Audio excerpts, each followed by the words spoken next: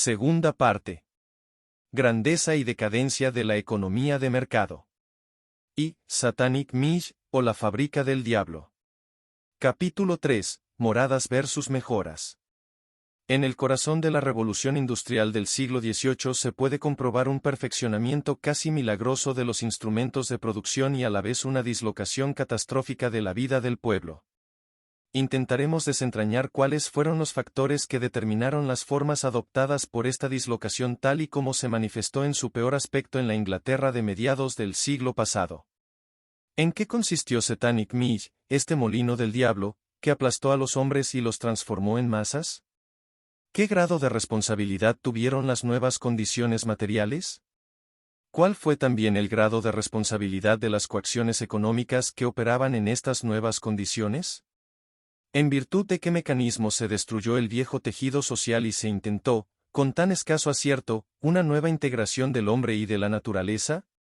En ningún otro lugar la filosofía liberal ha conocido un fracaso más patente que en su incomprensión del problema del cambio. Se creía en la espontaneidad, y se creía en ella hasta la sensiblería. Para valorar el cambio se recurría constantemente al sentido común, con solicitud mística se aceptaban resignadamente las consecuencias de la mejoría económica, por muy graves que éstas pudiesen ser. Se comenzó desacreditando las verdades elementales de la ciencia y de la experiencia políticas para más tarde olvidarlas. La necesidad de ralentizar en la medida de lo posible un proceso de cambio no dirigido, cuando se considera que su ritmo es demasiado rápido para salvaguardar el bienestar de la colectividad, es algo que no debería precisar de una explicación detallada. Este tipo de verdades corrientes en la política tradicional, y que con frecuencia no hacen más que reflejar las enseñanzas de una filosofía social heredada de los antiguos, fueron borradas del pensamiento de las gentes instruidas del siglo XIX mediante el efecto corrosivo de un utilitarismo grosero, aliado a una confianza sin discernimiento en las pretendidas virtudes de la autocicatrización del crecimiento ciego.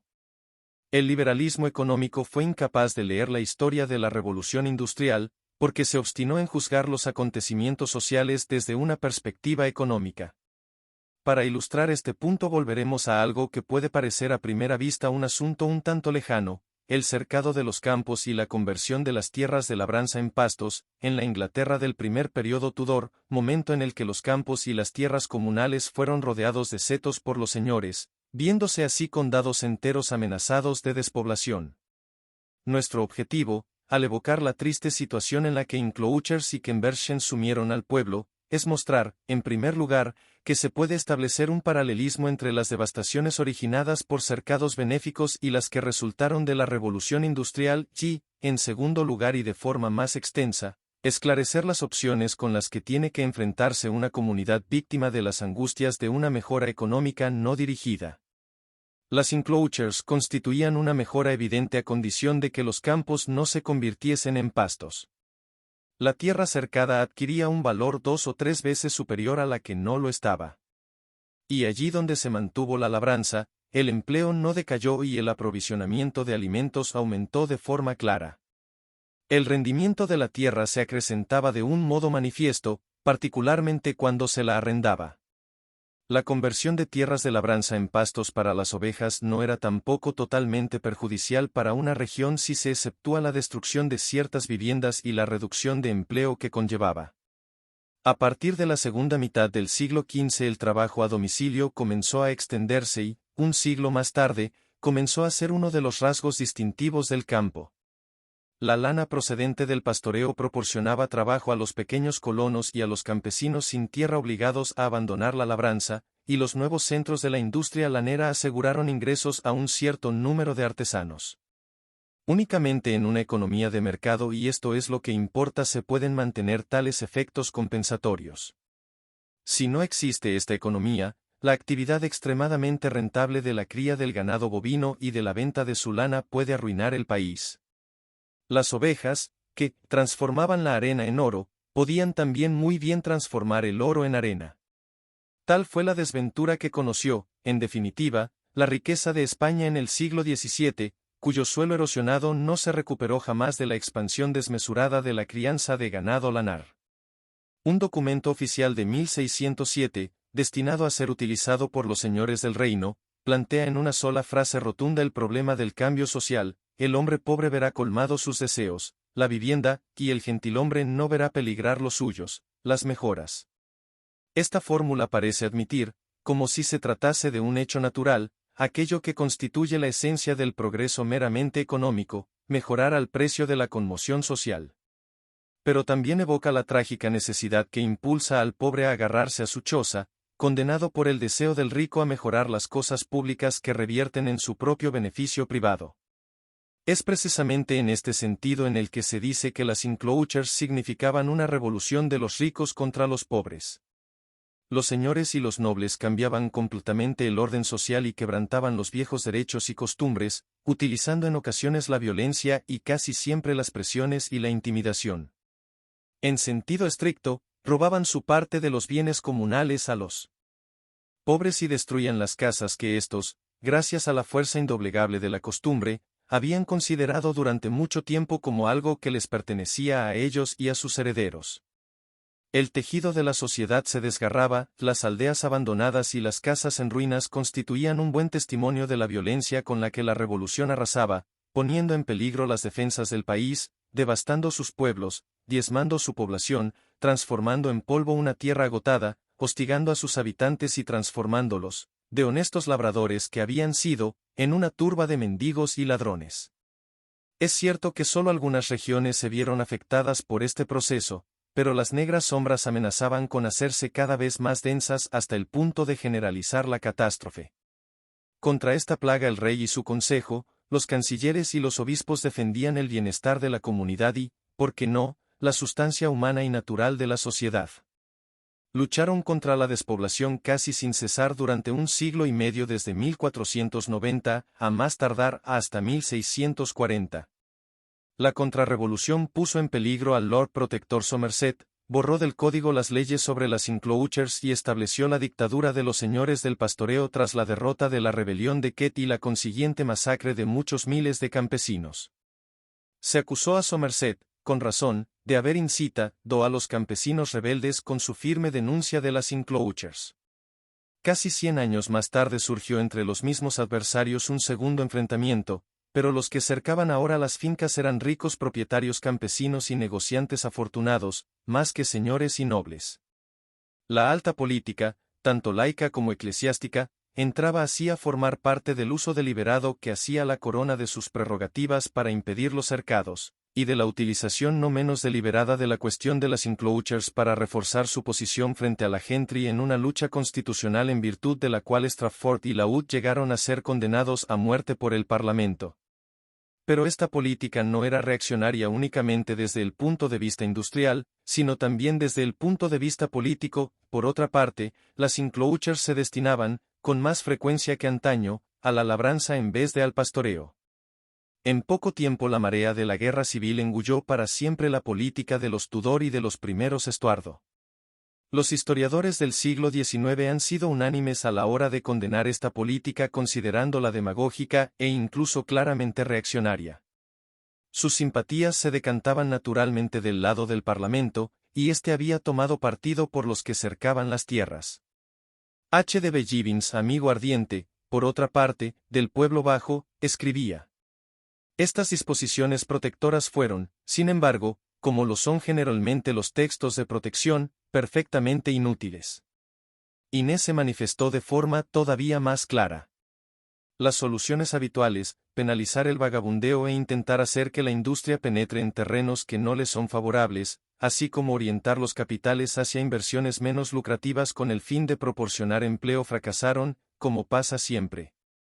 Gairdner no dudó en invocar las ideas del librecambio como si de leyes económicas se tratase. Las leyes económicas no eran naturalmente tenidas en cuenta, y se intentaba mediante la legislación impedir que las moradas de los labradores fuesen destruidas por los propietarios, quienes consideraban rentable dedicar las tierras de labor a pastos con el fin de aumentar la producción de la lana. La frecuente repetición de estos decretos mostraba bien hasta qué punto resultaban ineficaces en la práctica. Un economista de la talla de Hecksche se mostró recientemente convencido de que, en términos generales, la explicación del mercantilismo se basaba en la comprensión insuficiente que esta corriente tenía de la complejidad de los fenómenos económicos, problema que necesitaba del paso de varios siglos para que la inteligencia humana llegase a entenderlo. En realidad la legislación contra las enclosures no parece haber detenido el curso de su desarrollo, ni tampoco haberlo obstaculizado seriamente.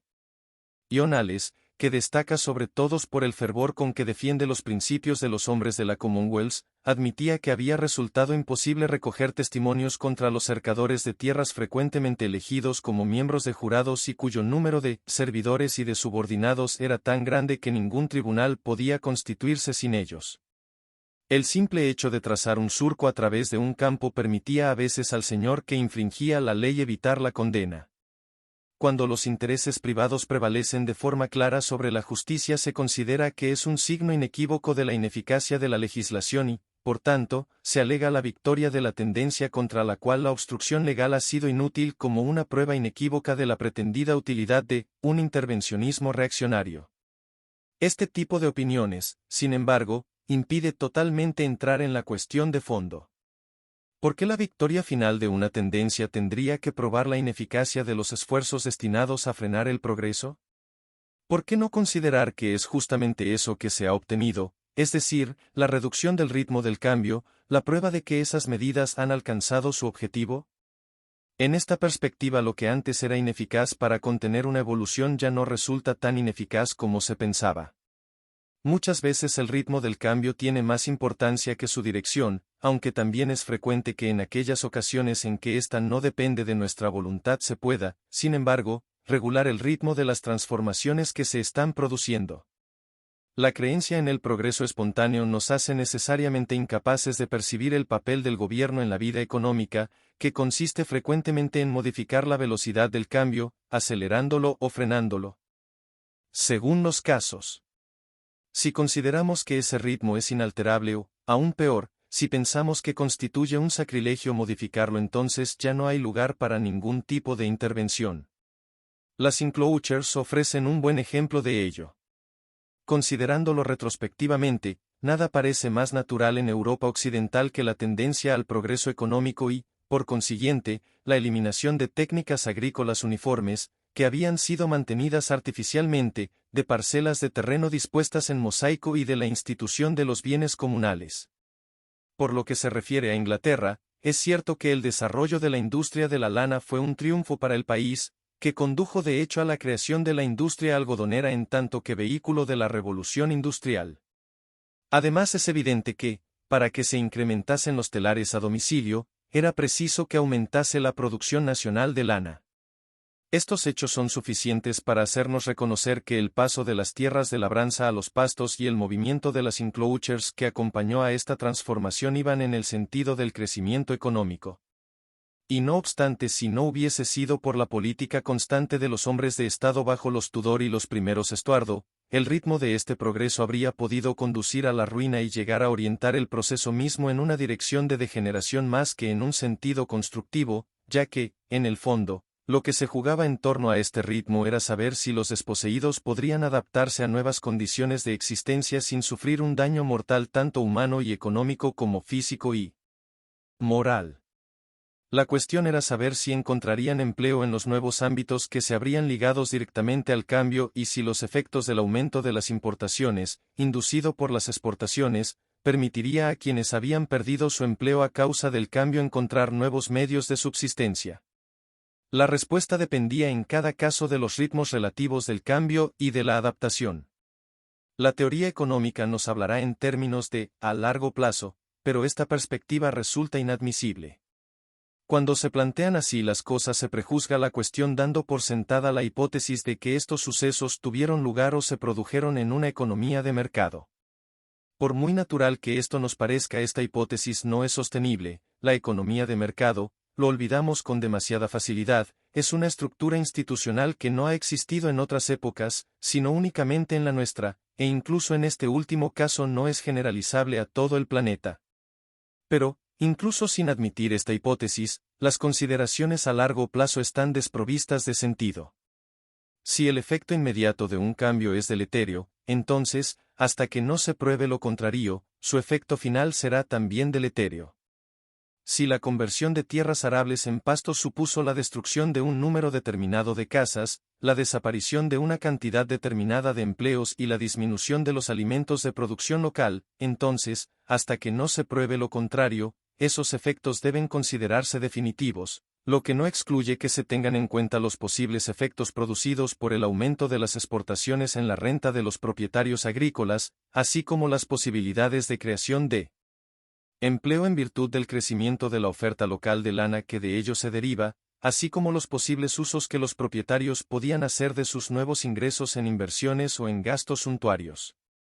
El ritmo del cambio, comparado con el de la adaptación, decidirá qué es en realidad lo que debe ser considerado en el resultado neto del cambio.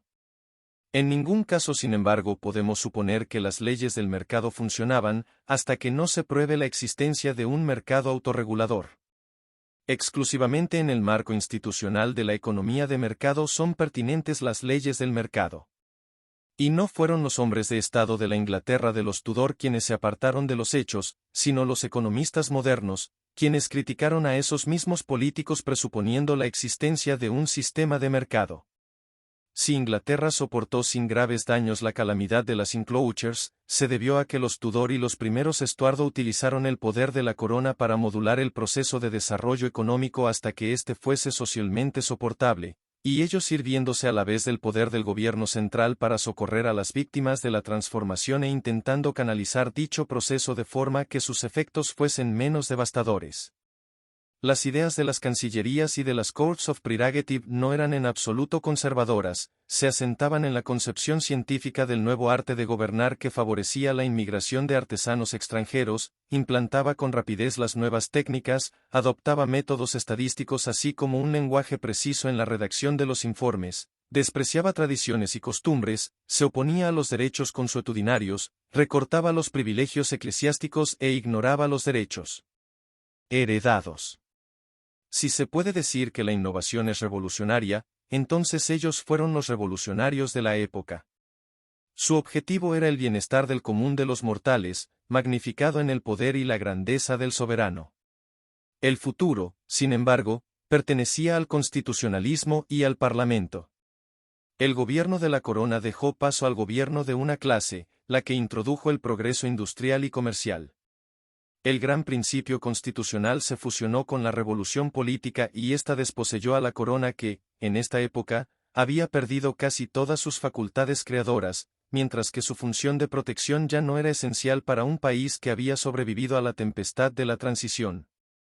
A partir de ahora, la política financiera de la corona limitaba indebidamente el poder del país y comenzaba a restringir el comercio. Para conservar sus prerrogativas, los abusos de la corona llegaban incluso a causar desequilibrios en los recursos de la nación. Muy inteligentemente se ocupó del problema de la mano de obra y de la industria y con gran prudencia impuso límites al movimiento de las enclosures. Esta fue la última acción que la corona llevó a feliz término, lo cual suele olvidarse en la medida en que los capitalistas y los patronos de la clase media en ascenso eran las principales víctimas de sus actividades protectoras. Habrá que esperar 2 siglos para que Inglaterra goce de una administración social tan eficaz y ordenada como la que destruyó la Commonwealth. Hay que reconocer que, a partir de entonces, existía una menor necesidad de esta clase de administración paternalista. Pero, al menos en un sentido, la ruptura provocó un enorme daño, ya que contribuyó a borrar de la memoria de la nación los horrores sufridos en el periodo de las enclosures y el éxito alcanzado por el Estado en su lucha contra los peligros de la despoblación. Posiblemente esto permite explicar por qué no se comprendió la naturaleza profunda de la crisis cuando, 150 años más tarde, una catástrofe análoga amenazó la vida y el bienestar del país bajo la forma de revolución industrial. Fue entonces, una vez más, cuando se produjo en Inglaterra un acontecimiento peculiar, fue entonces cuando el comercio marítimo originó un movimiento que afectó a todo el país, y de nuevo mejoras realizadas a gran escala causaron desastres sin precedente en los modos de vida de las clases populares. El proceso estaba entonces en sus comienzos y los trabajadores se apretujaban ya en esos nuevos lugares de desolación, las llamadas ciudades industriales inglesas.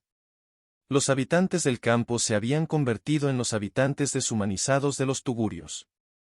La familia se encontraba en vías de destrucción y grandes extensiones del país desaparecían rápidamente bajo montañas de ceniza y de chatarra vomitadas por las fábricas del diablo. Escritores de todas las opiniones y partidos, conservadores y liberales, capitalistas y socialistas, han hablado indefectiblemente de las condiciones sociales bajo la revolución industrial, describiéndolas como un verdadero abismo de degradación humana. Hasta ahora, nadie ha avanzado una explicación satisfactoria de este acontecimiento. Los contemporáneos creyeron haber descubierto la clave de todos los males en las leyes de bronce que gobernaban las relaciones entre la riqueza y la pobreza y que denominaron ley de los salarios y ley de la población. Estas leyes han sido, sin embargo, refutadas.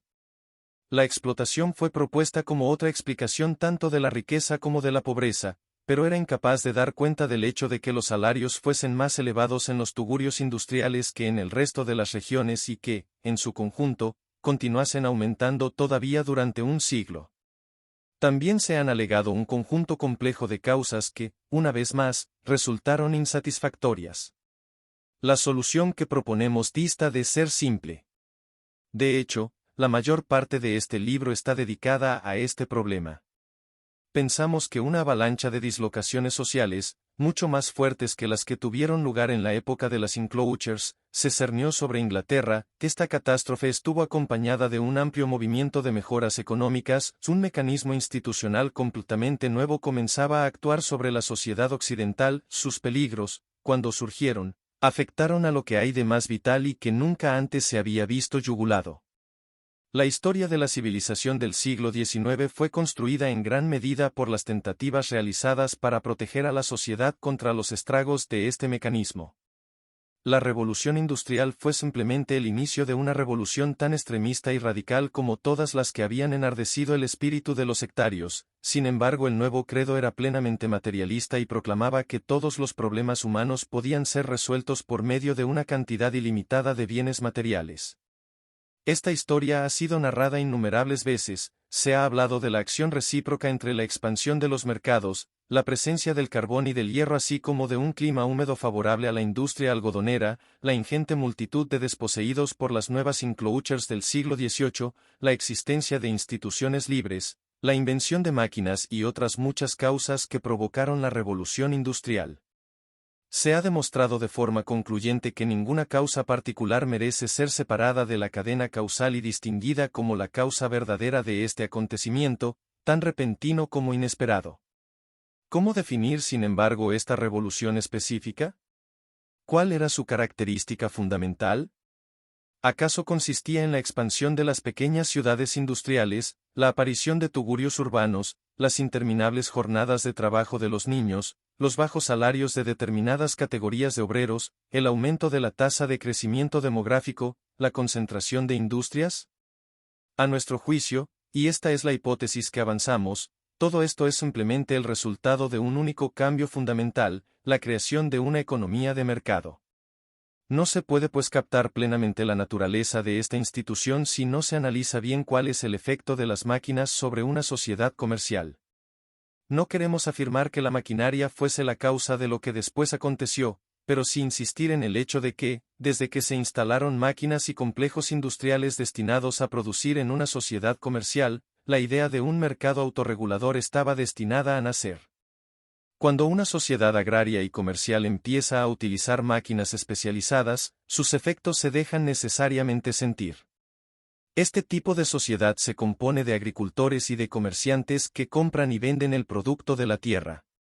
Difícilmente esta sociedad puede adaptarse a una producción basada en herramientas e instalaciones especializadas, a no ser que incorpore esta producción a la compra y a la venta. El comerciante es el único agente disponible para emprender esta tarea y es capaz de llevarla a cabo en la medida en que esta actividad no le obliga a perder dinero. Venderá los bienes del mismo modo que vendía en otras circunstancias las mercancías a los clientes, pero se los procurará de un modo diferente, es decir, no tanto comprándolos ya hechos sino adquiriendo el trabajo y la materia prima necesarios. A esos dos elementos, asociados en función de las consignas del comerciante, hay que añadir servicios de los que tendrá también que ocuparse, dando todo ello como resultado el nuevo producto. Este esquema no sirve solamente para describir la industria a domicilio o putting out, sino cualquier industria del capitalismo industrial y, entre ellas, las de nuestro tiempo. Todo este proceso implica importantes consecuencias para el sistema social. Como las máquinas complejas son caras, solamente resultan rentables si producen grandes cantidades de mercancías.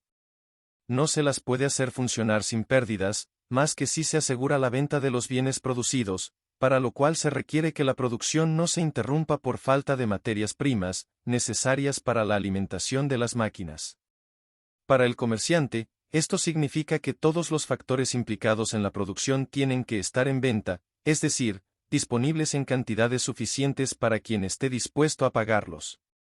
Si esta condición no se cumple, la producción realizada con máquinas especializadas se convierte en un riesgo demasiado grande, tanto para el comerciante, que arriesga su dinero, como para la comunidad en su conjunto, que depende ahora de una producción ininterrumpida para sus rentas, sus empleos y su aprovisionamiento.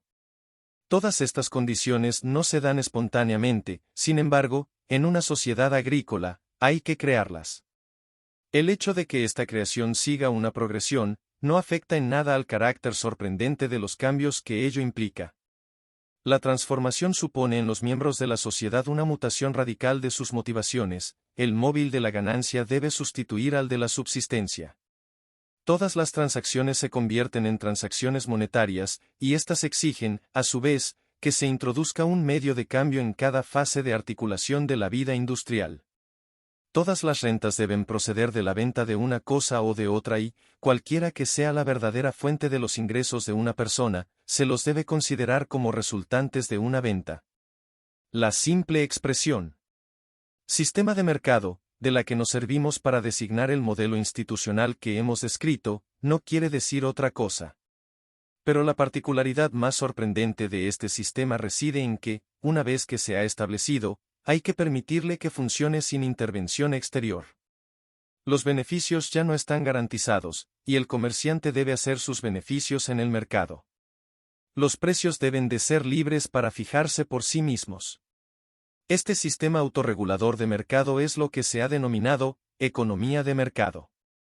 En relación a la economía anterior, la transformación que condujo a este sistema es tan total que se parece más a la metamorfosis del gusano de seda en mariposa que a una modificación que podría expresarse en términos de crecimiento y de evolución continua.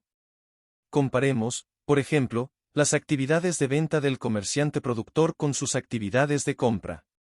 Sus ventas se refieren únicamente a productos manufacturados, el tejido social no se verá pues afectado directamente, tanto si encuentra como si no encuentra compradores. Pero lo que compra son materias primas y trabajo, es decir, parte de la naturaleza y del hombre.